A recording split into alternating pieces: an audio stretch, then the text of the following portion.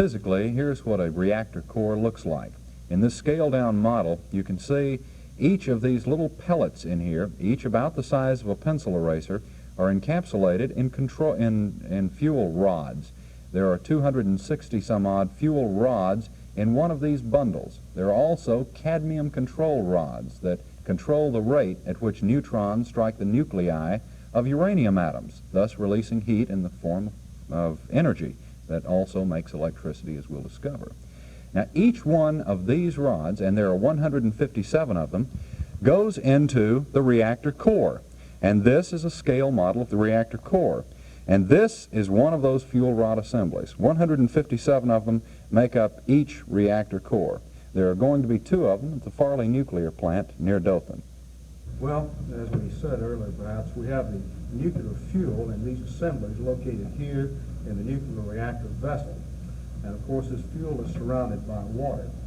Now, when we allow the fission process to operate, the heat from the fission process heats this water to about 560 degrees Fahrenheit. Now then, the heated water goes through this loop here, the first loop, into what we refer to as the steam generator, and circulates around through these U-shaped pipes here. Then when it's circulated through here, it goes right back down here, recirculates over into the reactor vessel, where it's heated again and can complete the cycle. Now then, these pipes here containing the hot water are under tremendously high pressure. But the water in this particular loop here, the steam generator, is under lower pressure. So when the heat makes contact with this water flashes to steam. Now this steam is piped over to the turbine generator building, where it drives these turbines right here, spins the generator, produces electricity, and of course lights the light bulb. Now then, this steam falling down over the turbine blades goes into the condenser coolant unit, where it is condensed by cool water coming through here. Now this cooled off water goes back down through here, back into the steam generator, and can be used over again. Now then, the water coming through this system right here, the condenser cooling loop, comes right in here where the steam has been condensed to water, goes over into mechanical draft cooling towers. Now, these large fan blades right here revolve around and cause evaporation to occur. When the water has evaporated, it cools off. Most of it falls right back down into this basin. There, most of it is circulated back around again in the condenser cooling loop where it can be utilized.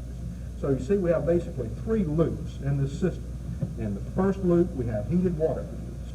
In the second loop, we have steam produced, which is used to produce the electricity. In the third loop, we cool that steam off, and that's the way the system operates.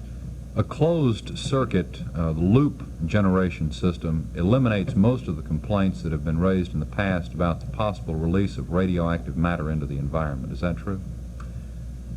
Well, actually, you have 2 different kinds of loops that are used right now, 2 different kinds of systems. You have the pressurized water reactor system that's marketed by Westinghouse, that you see here, and boiling water reactor system marketed by General Electric.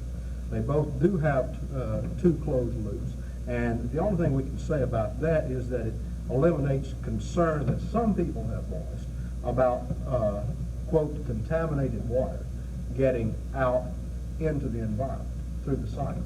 There is no way that contaminated water can get out. Not as this system operates here, because we never have water coming into contact with the environment that is originally contained in the reactor vessel.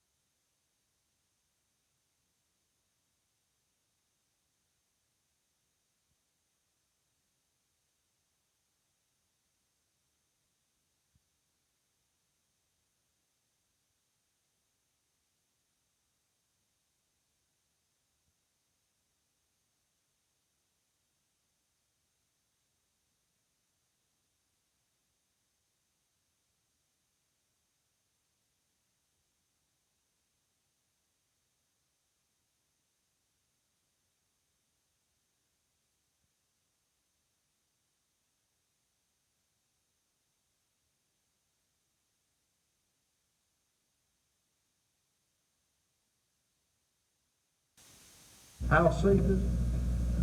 Well, there's been a lot of question about that, a lot of concern voiced over it. I think perhaps the best thing to tell you is, according to recent studies that have come out, this system and nuclear plants as a whole are 10,000 times safer than hydro plants and coal-fired plants, chemical plants, and comparable technologies. What about the waste fuel? What about the spent fuel? What happens to it? Okay, let's direct your attention back to this reactor vessel here. Now, this vessel contains the fuel rods that contain the fuel pellets. Now, when you change those pellets out, and you change them out about 1/3 every year, those are stored for a short period of time on the plant site. Then you take those to a reprocessing facility where you remove the waste. And the waste is only 10% of that fuel pellet. And recall that fuel pellet's about the size of your thumbnail. Now, there's only 10% of that 10% that's the high-level waste that we worry about. That is liquefied for a period not to exceed 5 years. Then it's solidified for a period not to exceed 5 years, being stored on that reprocessing site. And then it's taken to a permanent federal repository. Where will the fuel from here be taken? What reprocessing site will be used? Well, at present time, there's actually not a reprocessing site operating. Now, the site in New York was operating and it has operated to capacity right now. They're building another site, a considerably larger facility, at Barnwell, South Carolina. So in all probability, it would be taken to Barnwell, South Carolina. But at this point, you have no place to take it. That's correct. How about the permanent storage after the 10 years of liquefaction and solidification? All right. This is another question, as I'm sure many of you know. That's why we ask it. That's right. It's another question a lot of people are asking.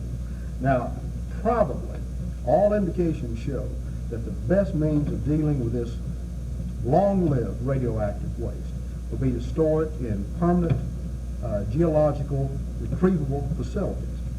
Now, the most talked about of these will be salt bed formations and salt mines. However, there are other geological facilities that are being looked at.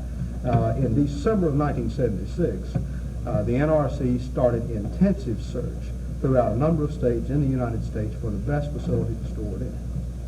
Has the Selma Chalk Formation been ruled out? I can't say whether it has or not because I don't even know that it's being considered. But at this point, there is no permanent facility, even though the NRC and before that the AEC had been looking for approximately 20 years. That's exactly correct. There is no facility at this time. And I think that you might look at this as an indication of the procedures that the NRC and formerly NRC went to in trying to ensure the safest disposal sites. They have looked at a number. And another thing you might want to consider is the amount that we're talking about. You know, I said there was 10% of the waste, which was only 10% of the fuel. That was long-lived waste. Now then, that waste, let's say that we have 250 reactors operating by the year 2000. It's predicted that the waste that we would have from those nuclear power plants could be stored in an area of 1 story tall, the size of a football field. And that's very, very insubstantial in terms of volume. Also, something else that most people don't talk about is that 90% of all the waste that exists in this country right now is from the military program.